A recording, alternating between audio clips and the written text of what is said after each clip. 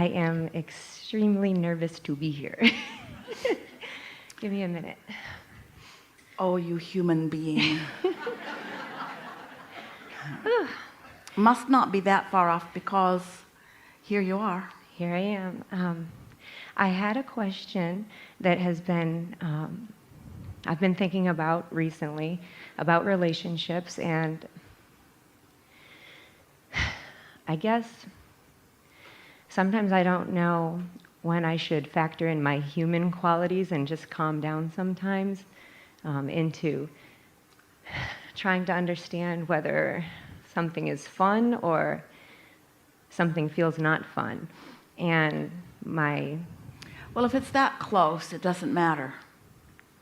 We think you have more discernment than you're describing here, though. Yeah, so I've been married twice. Married very young the first time, a bit traumatizing. Waited quite a while to get married again and ended in divorce. Do you think that story serves you? No, I'm over it. You're not really over it, or you wouldn't be talking about it. And we're just going to play with you a little bit. It's going to feel like we're beating you up, but we're really not. Well, just a little bit. We're going to ask this of all of you as you come forward. Does this particular explanation, and we understand why you're offering it, what influence is it likely to put you under? The influence of true guidance or the influence of things not going well for you? We know you do it with each other. You want to tell each other about yourselves, which is just like saying, hello, I'm really happy to meet you. But instead of meeting you in my tuned in state, which is possible because here we just met, I instead choose to tell you all the things I've lived through before this meeting. And in the process of doing that, I'm going to diminish myself to something so much less than we potentially have here together. And we don't think that's a very good idea, do you? No. So does anything that's ever happened before matter in a negative sense, or did all of it help you to add clarity to what you want? Isn't your relationship vortex in a better position than it's ever been in before? And isn't that something worth appreciating of everything that came before rather than criticizing? Yes. Yeah. So here you are, all fresh and new, with this bright, beautiful vortex that has all kinds of relationship components in it. So what conversation are you wanting to have right now with us to enhance your relationship with that? See what we're getting at? Yes. So my question is, how do I have fun in relationships with just treating them as casual? Because when people say, just have fun, just date, I tend to get a little possessive. And then it all of a sudden doesn't feel so fun anymore. And I feel like, okay, is this well, you just human answered nature? your own question. I had fun and then I didn't. So keep doing the things that are fun and stop doing the things that aren't.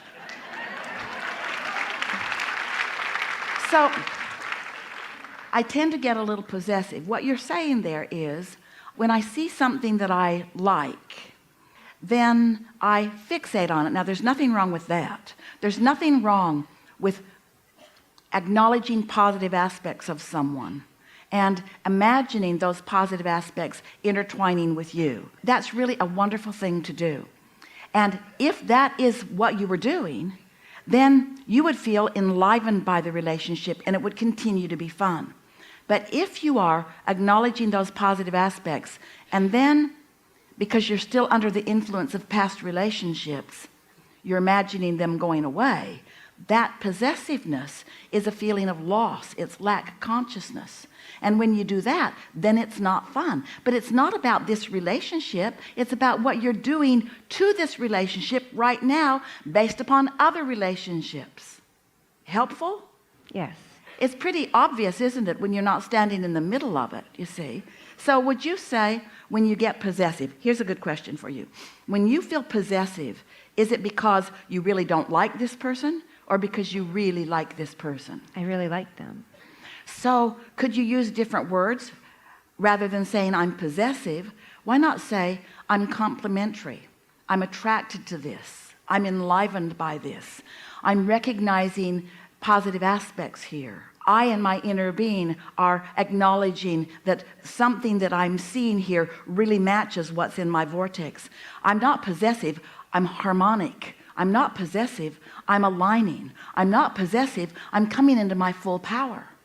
But the reason you call it possessive is because you're stepping out of your full power and you are imagining loss or lack. Well, just don't do that. How would you know if you didn't have both sides of that equation? So now your work is just to deliberately tune yourself with a little bit more deliberate intent, yes?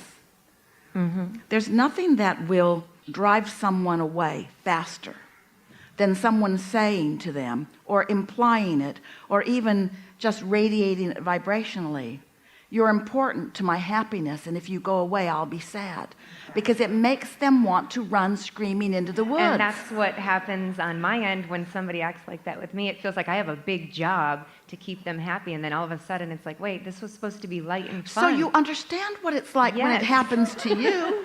That's why I'm in such a split feeling of where do I go with this whole, and then, Well, here's what we would do if we were standing in your physical shoes. We would acknowledge to ourselves really on a regular basis that right here, right now, whatever's going on in this relationship, the time that you are together with someone, that your intention is to be as much in alignment as you can and see as many positive aspects in yourself and in the other as you can find. Let it be a game of alignment first and foremost, and then just watch what happens. Because here's the thing, if you're really tuned into who you are, you're not going to attract someone who can't stay there in instability. But if you are up and down and up and down and up and down and up and down, you're going to attract somebody who's up and down and up and down and up and down and up and down. Then it's just an exhausting relationship. So you've got to be the steady one, because you can't ask anybody else to be it. Now, sometimes you all have the good fortune of meeting someone else who is a steady one.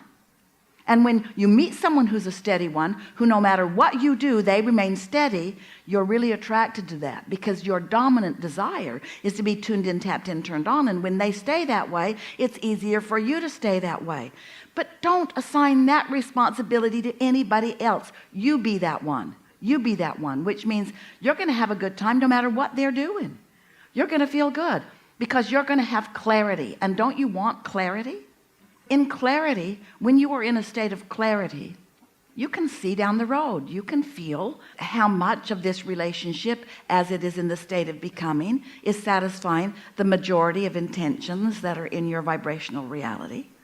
It's really a delicious thing to be all tuned in, tapped in, turned on, and to have such clarity that you can feel almost from the beginning of an encounter with anyone, whether it fits or whether it doesn't.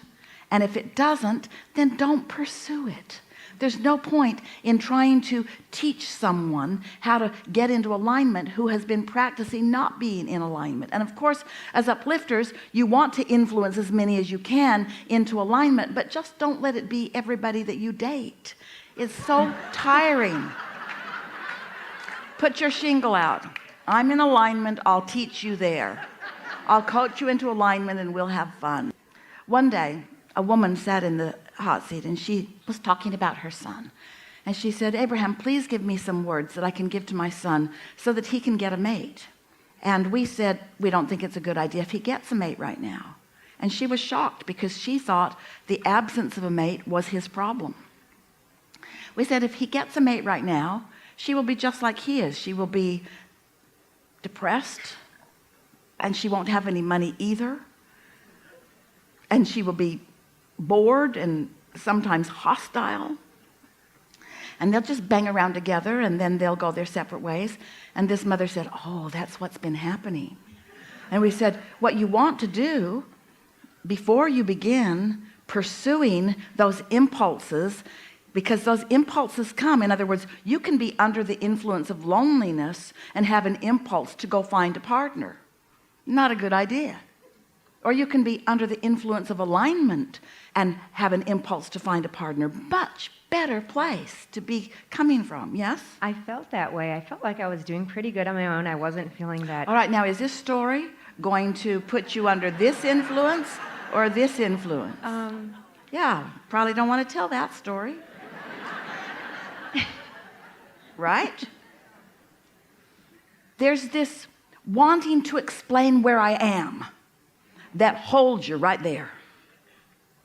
I'd like to explain to everyone how I've been doing and where I am. And we say, then get used to where you are, because that's where you're staying.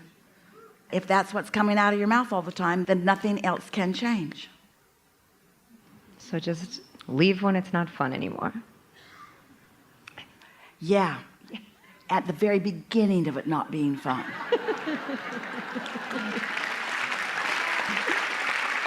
But you know where that beginning is? Before you even meet the person. That's what we just encouraged you to do. Leave that story before it wasn't fun. Leave that conversation before it isn't fun. Leave the retelling of this story and the recounting of this relationship. Leave it all. Because you know what? When you tune into who you really are, you change the past.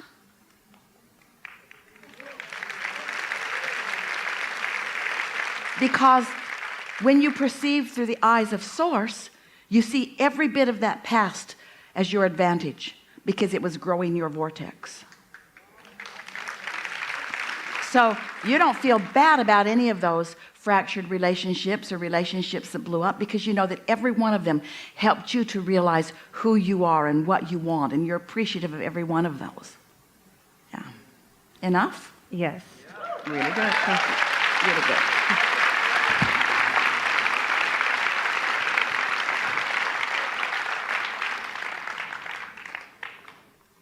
You're understanding about being under the influence, aren't you? Whew, there's such clarity and leverage, and Esther likes to call it magic. The magic is happening. She can feel when the magic is happening. It's not magic, it's normal, but it feels magical.